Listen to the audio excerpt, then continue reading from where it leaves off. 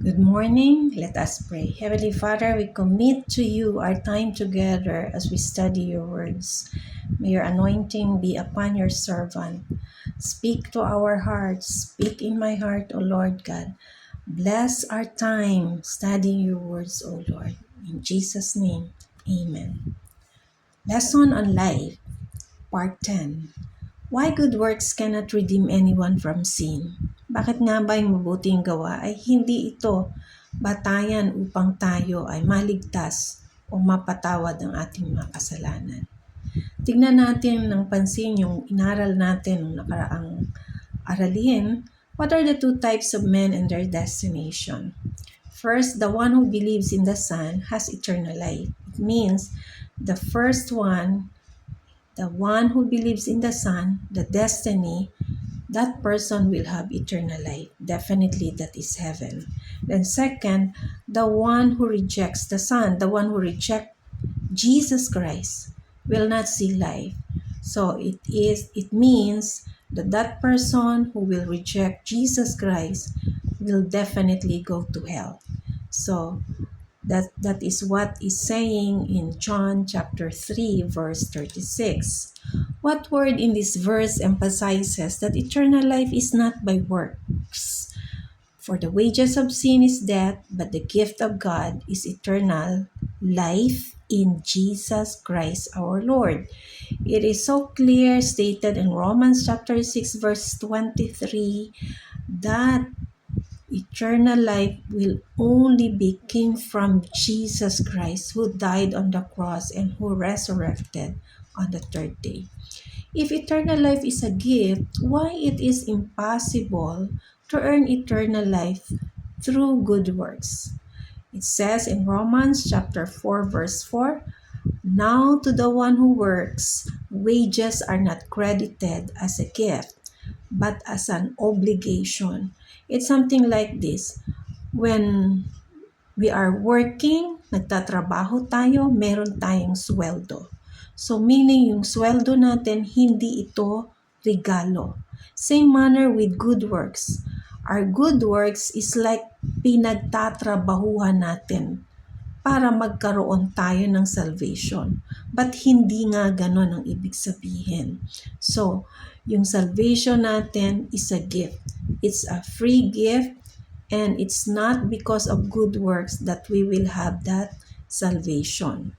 So, now that the one who works, wages are not credited as a gift, but as an obligation. So, kung good works, obligation lang natin gumawa ng good works. So, hindi na natin kailangan si Jesus. God's gift of eternal life is in Jesus Christ alone. And this is the testimony. God has given us eternal life, and this life is in His Son. Whoever has the Son has the life. Whoever does not have the Son of God does not have life. 1 John chapter 5 verses 11 to 12. So it means again, eternal life came from the Son of God, Jesus Christ, and whoever has Jesus Christ, the Son of God, has the life. But if you don't have the Son of God, because you didn't accept Christ as your Lord and Savior, you don't have eternal life. What is the definition of God's grace? Kasi sabi nga natin, it is by grace. The salvation is by grace, by the grace of God. God's grace, it is the undeserved favor given to those who have their faith in Christ. Hindi natin deserve na makuha yung biyaya ng Diyos, yung grasya ng Diyos. Because as what it said in our, dun sa mga nauna nating aralin, for all have sinned and fall short of the glory of God. Malinaw na sinasabi rin yun sa Biblia. So, lahat tayo nagkasala. Nobody deserve that salvation, but we can have it because of Jesus Christ. It cannot be earned also. Grace cannot be earned. It is something that is freely given. Binigayan sa atin because of Jesus Christ, who died on the cross, whom was given by God the Father for us, so that we will have the free salvation. It is the unmerited divine assistance given to humans for regeneration or sanctification. It's something like this. Bakit tayo nakakagawa ng mabuti? Because of the grace of God. Bakit tayo nagiging mabait? Because of the grace of God. Bakit hindi tayo madaling magalit? Because of the grace of God. Bakit tayo nagmamahal? Bakit tayo pasensyoso?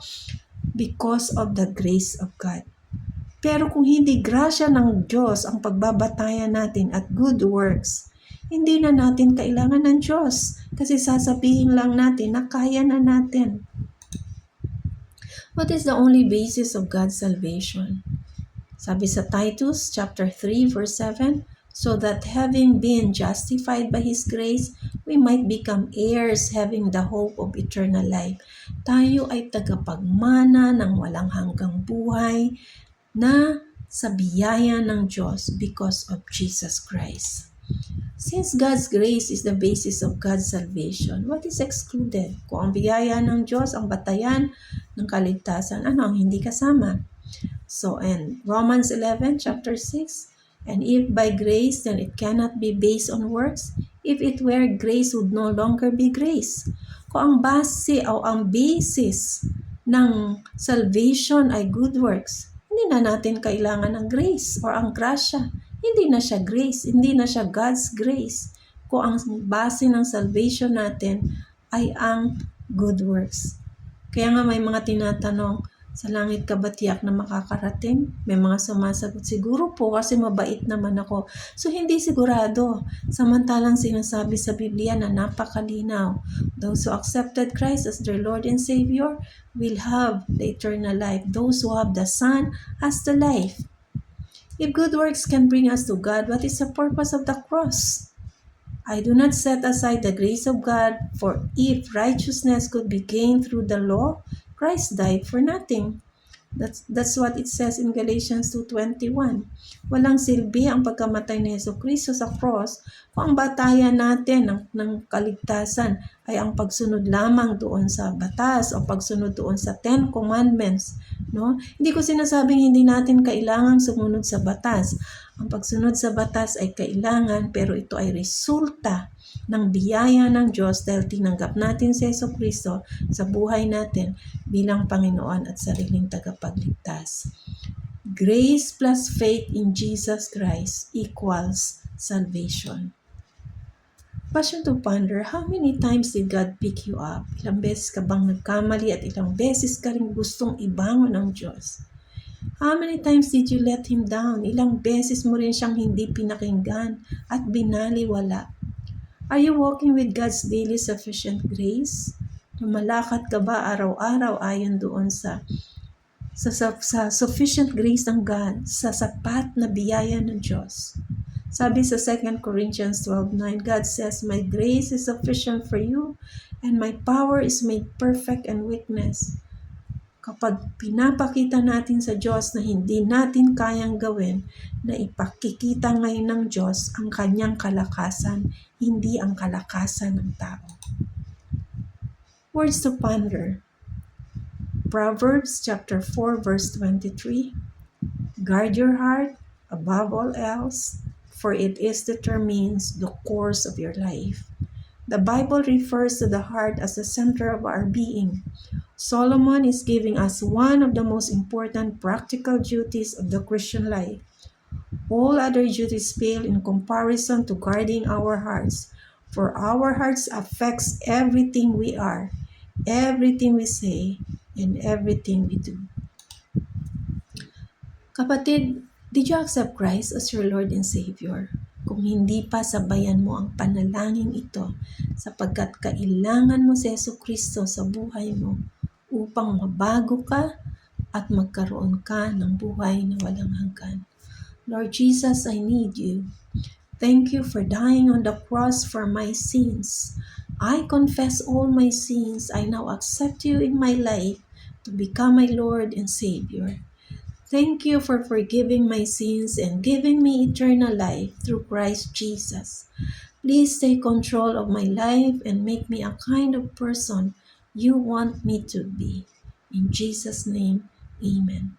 Kapatid, kung tinanggap mo si Jesucristo ngayon sa iyong puso, the Holy Spirit is in you now. At ang banal na Espiritu ang gagabay sa iyo sa araw-araw mong paglalakbay dito sa lupa. Kailangan mo ring magbasa ng salita ng Diyos sapagkat ang salita ng Diyos ang magbibigay gabay sa atin. At ito rin ay sa pamamagitan ng banal na Espiritu at sa biyaya ng Diyos. Maraming salamat po. Love and prayers, Tita V. God bless you. God bless Philippines. To God be all the glory.